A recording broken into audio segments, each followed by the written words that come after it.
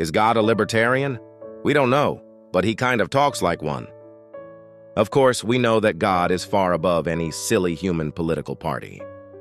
But we do know that he does not like government, and not just because his son was tortured and murdered by one. In the first book of Samuel, in chapter 8, when Israel asks for a king, God responds with a whole laundry list as to why government is bad. First, God says that government claims rights, when we know rights only come from the Lord. God then says government starts wars and uses your sons as cannon fodder. Does this sound familiar? And God says your sons will work to make the government's weapons. Today we call this the military-industrial complex. God says government forces your sons and daughters to work for them. This is what we call oppressive taxation. But God doesn't stop there. He continues on a whole diatribe about government and taxation and corruption.